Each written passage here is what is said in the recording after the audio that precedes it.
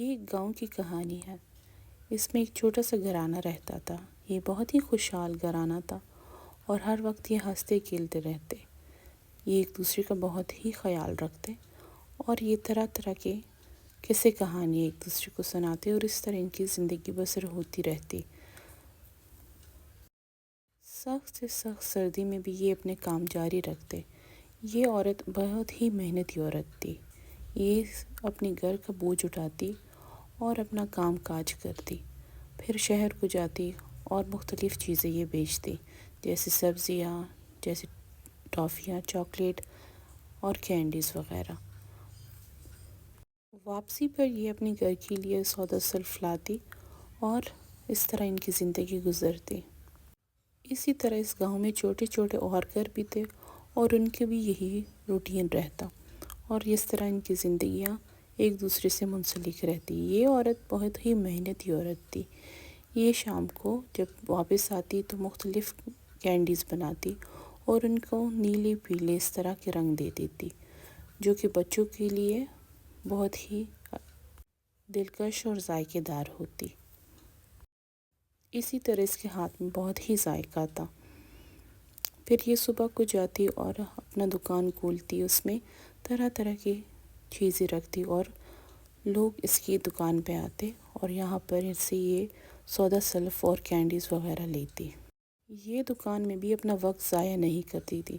اس کا ایک چھوٹا سا نواسا تھا، وہ اس کے ساتھ روز آنا جاتا اور پھر اس کے لیے خوب دل لگا کر کام کرتا۔ یہ بچہ بہت ہی شرارتی بھی تھا، لیکن یہ اپنی دادی کا کہنا ضرور مانتا تھا۔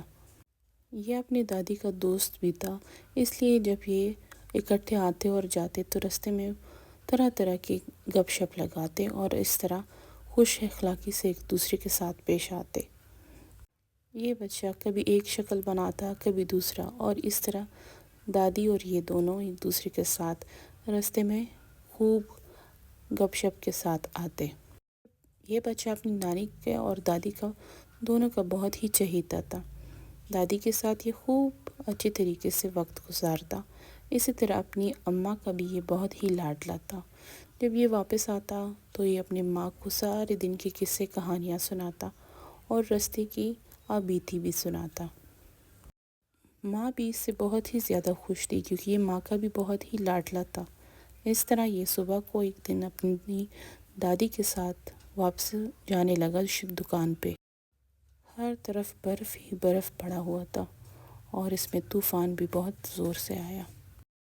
اندھیرا ہونے کو تھا، اس لیے ان کو کچھ نظر بھی صحیح سے نہیں آ رہا تھا۔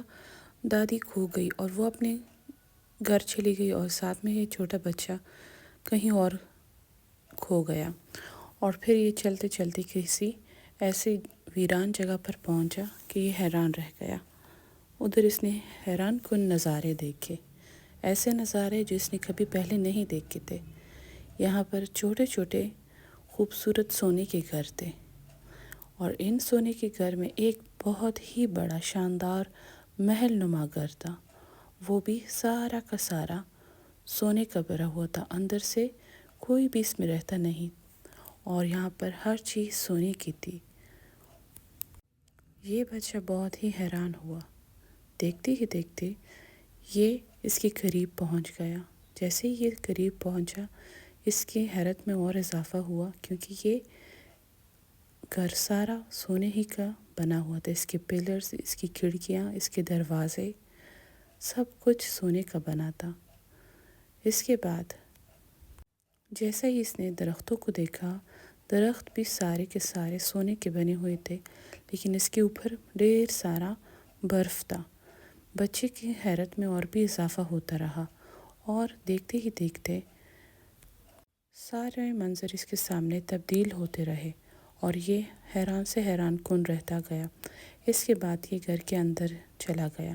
جیسا ہی یہ گھر کے اندر جانے لگا، اس کی خوشی میں اور بھی اضافہ ہوا کیونکہ گھر میں کوئی بھی نہیں تھا۔ اس کا مطلب یہ ہوا کہ یہ گھر اب اس کا ہی ہوگا۔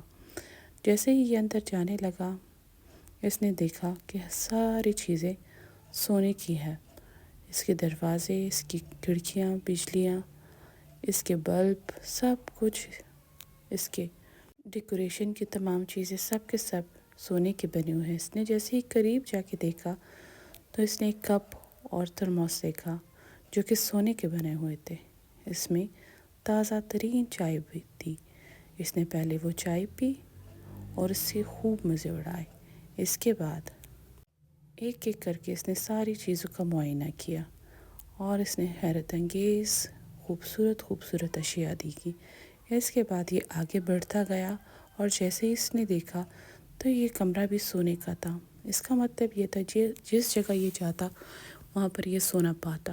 اس کے بیڈ، اس کے شینڈلیئرز، اس کی کھڑکیاں، اس کے پردے، سب کچھ سونے کا بنا ہوا تھا۔ پھر اس نے یہ سوچا کہ اب اس کو واپس جانا چاہیے اور اب صبح بھی ہو چکی تھی، تو اس نے سوچا کہ اب یہ سارا واقعہ اپنے فیملی کو یہ خود ہی سنائے گا۔ اس کی خوشی کی کوئی انتہا ہی نہیں تھی۔ یہ دل ہی دل میں سوچ رہا تھا کہ پہلے اپنی دادی کو بتائے یا اپنی ماں کو بتائے یا اپنے والد کو بتائے۔ اس طرح جیسے ہی یہ گھر پہنچا یہ لوگ بہت ہی خوش ہوئے کیونکہ یہ لوگ کھو چکے تھے طوفان میں، اور دادی کی خوشی کی انتہا بھی نہیں تھی۔ پھر دادی نے سب کو اکٹھا کیا اور یہ لوگ بیٹھ گئے۔ اس نے سارا واقعہ اپنی دادی کو پہلے سنایا۔ دادی حیران رہ گئی اور پھر اس طرح کرتے کرتے سب لوگ اکٹھے ہوئے اور دادی نے یہ واقعہ پھر اس کے والدین کو بھی سنایا اور اس طرح یہ لوگ حیرت میں پڑ گئے۔ اب ان سب کی خوشی کی انتہا ہی نہیں تھی کیونکہ یہ لوگ اب چاہ رہے تھے کہ ابھی ہی اس جگہ کا دورہ کرے اور وہ سونے کا گھر یا محل خود ہی اپنے آنکھوں سے دیکھ لے۔ اس طرح پہلے دادی گئی اور جیسا ہی انہوں نے دیکھا تو وہاں پر برف بھی سونے ہی کا تھا، تو یہ لوگ اور بھی حیران رہ گئے۔ اب ہر طرف خوشی ہی خوشی تھی اور دولت ہی دولت تھی۔ ان کی خوشی کی کوئی انتہا ہی نہیں تھی کیونکہ یہ بہت ہی خوبصورت اور محل نما گھر اب انہی کا تھا۔ اس طرح انہوں نے ساری فیملی کو اکٹھا کیا اور اس گھر میں بلایا تاکہ سب اس گھر کے مزے بھی لیں اور یہاں پر مل جل کر ہنسی خوشی رہیں۔ اس طرح یہ دادی اور بچے روز کی طرح اکٹھے بیٹھتے اور قصے کہانیاں بھی سناتے ایک دوسرے کو اور سونے کے محل میں رہتے اور اس کے خوبصورت اور جادوئی مناظر سے لطف اندوز ہوتے۔